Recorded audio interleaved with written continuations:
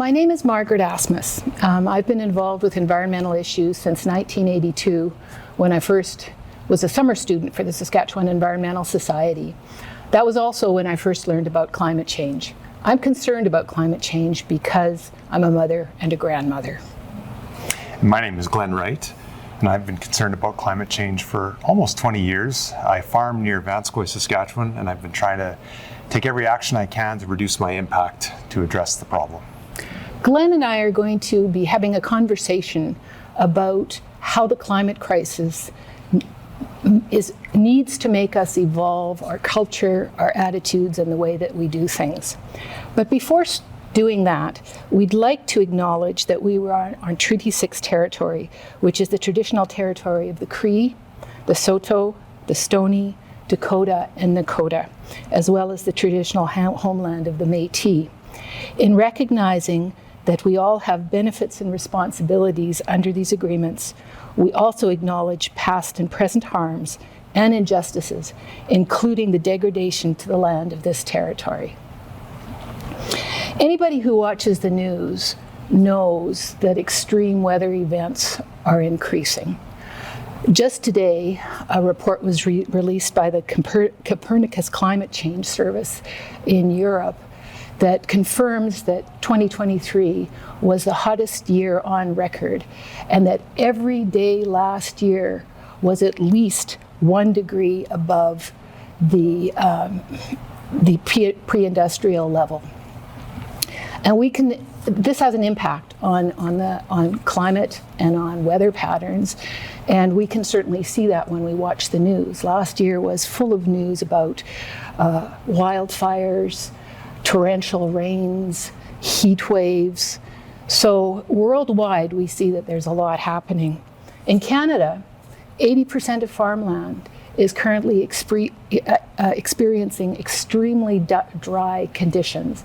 And we certainly saw the wildfires in BC last year and the spreading of that smoke throughout North America and some even into Europe. Here in Saskatchewan, we've also had impacts. We have a number of regions that have been experiencing extremely dry conditions. We've had record high temperatures, and certainly last summer we all remember the decreased air quality due to fires here and elsewhere. So the changes are clear to most people, but why is this happening? Well, we are emitting what are called greenhouse gases as a society. The majority of these are fossil fuels, but not exclusively. And these greenhouse gases are getting trapped in the atmosphere and making the atmosphere become warmer, which is changing weather patterns. That's a very simplified version of the science, but essentially this increase of greenhouse gases and the trapping of those gases is changing weather patterns. What about Saskatchewan? Per capita, Saskatchewan is one of the largest emitters in the world. We have just 3% of Canada's population, but we emit about 11% of the greenhouse gas emissions. Why is this? Well, I don't think we set out to be polluters, but Saskatchewan sits on rich reserves of fossil fuels, including oil and gas and coal. And we use those reserves for economic development to bring our province forward. And certainly they were very useful and created a lot of benefits to the people of Saskatchewan. But at the same time, they increased our emissions of greenhouse gases without us really realizing what the implications would be. Now that the climate crisis is here, we really have to pivot away from those ways of life and the technologies that have been creating these problems. Most of us understand that as a society we need to evolve away from fossil fuels through such things as increasing renewables, increased energy efficiency, improved mass transit, improved electricity transmission. So I think we understand that as a society, that is a necessary evolution, that we have to move toward that. And certainly that's happening throughout the world and needs to start happening here too. What is less understood is the role of agriculture and food systems in climate change. And this is why I've asked Glenn to come and have this conversation with me, because as a farmer, Glenn has been thinking about climate change and food systems for a long time and has done a lot in his farming operation to address those concerns. So Glenn, how has agriculture changed the prairie landscape, and what does it mean for us and for our climate?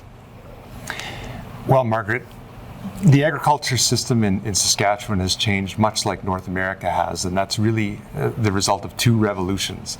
The first revolution would be mechanization. So this is moving from horse-drawn equipment and draft animals to using diesel fuel to run our big machines. Yeah. So that mechanization revolution was the first way that we became very reliant on fossil fuels.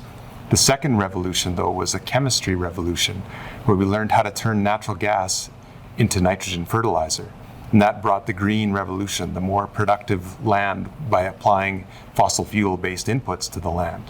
So these two things have really transitioned our landscape. But at the same time, we've also made many land system changes to the prairie landscape.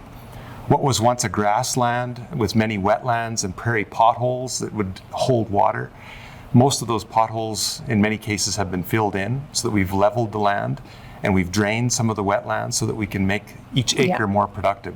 So we're now farming from corner to corner. And so this evolution of our agriculture in Saskatchewan has really been to double down and focus on fossil fuel for our inputs and producing our food. But at the same time, it's driven up risks that are tied to climate change. Without those prairie potholes to buffer and hold water in extreme rainfall events, we now have more runoff that can go into closed watersheds and cause problems. And we know that climate change is only going to bring more extreme droughts and more extreme flooding. So this is where these acts to drain and fill in properties and level them causes more risk for our agriculture system in Saskatchewan. But this is a complex issue, isn't it? It's related to all sorts of other environmental problems and limits of our natural landscape. Absolutely, and we have to think too about energy flows in our whole food system to begin with. And so agriculture, the primary production, is only one component of how our food goes from production to the table in front of us.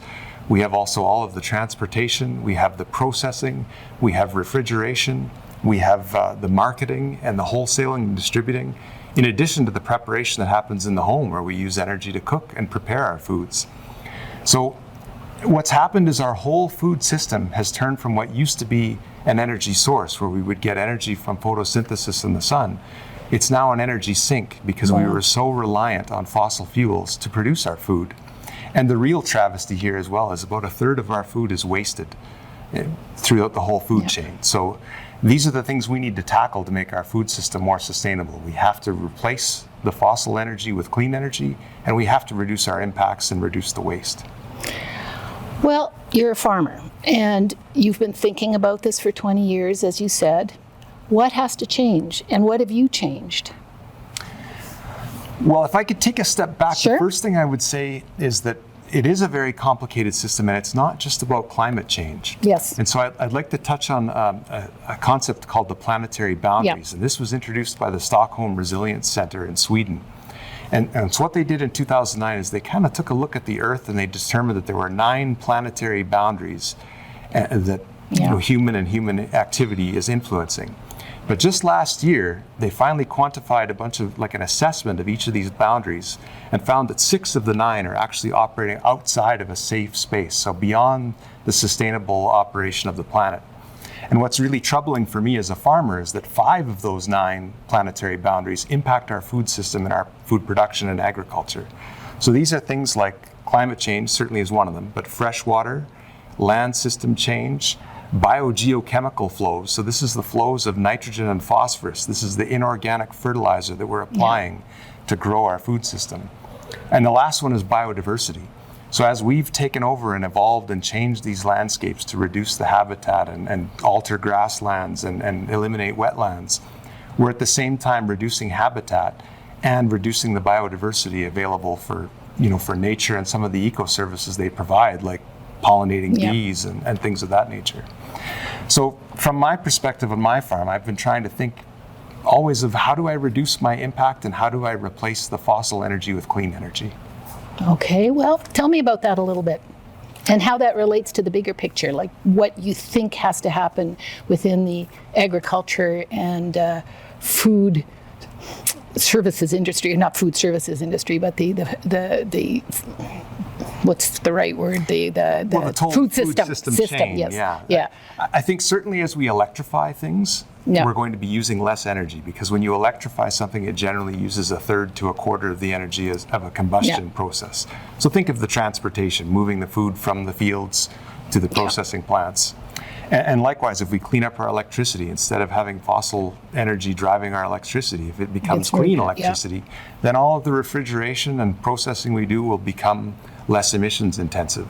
So there's a real connection between what we do on the energy side and what we do on the agricultural side. If we clean up the energy picture, we're also cleaning up agriculture. Absolutely, absolutely. And fossil fuels have been a tremendous gift for us. They've allowed us to grow human enterprise at a massive scale. And it's because they're so energy dense. The amount of energy in 1 barrel of oil is about the same as a human working for 8 hours a day for 4 years. And that only costs, $100 for a barrel of oil in Canadian dollars now. So that's why we've become so addicted. But the waste products are causing us to exceed those planetary boundaries. So when I think about my own farm, I'm always thinking about how do I reduce my emissions intensity, reduce the fossil fuel inputs, and also trying to think of ways to be more efficient and to reduce the amount of waste. So what we've been doing is trying to go to what I would call a reduced input farming, because most of the emissions tied with our primary production in agriculture are related to fertilizer, nitrogen fertilizer and phosphorus fertilizer. Nitrogen in particular is one of the worst offenders because it's primarily derived from natural gas. And it is one of the most potent natural greenhouse gases, isn't it? That's correct, yes. Yeah. So I think, as I mentioned before, we had two revolutions, the mechanization and the chemistry revolution, both tied to fossil fuel.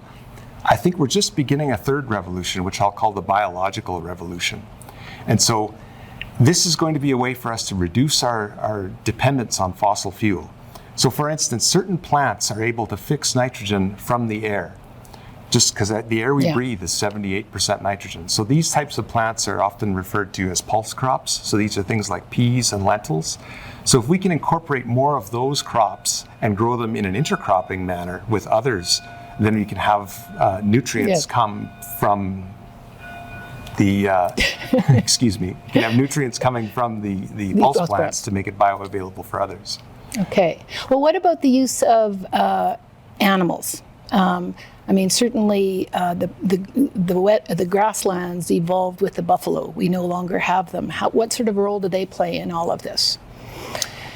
Animals are one of the items that often gets focused on as a distraction, I think, from the oil industry and methane emissions. We typically see cattle being attacked for their methane emissions. And it's true that we probably have to move away from intensive livestock operations where we're dragging all of the inputs in, again, depending on transportation and high emissions intensity.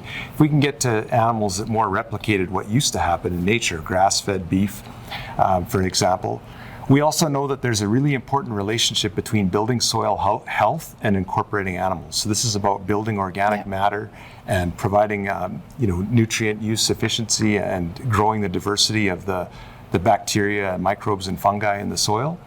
Building soil health is going to be one way that's really important to be resilient to climate change and extreme weather. Okay. Anything else that you want to add that we haven't been able to touch on?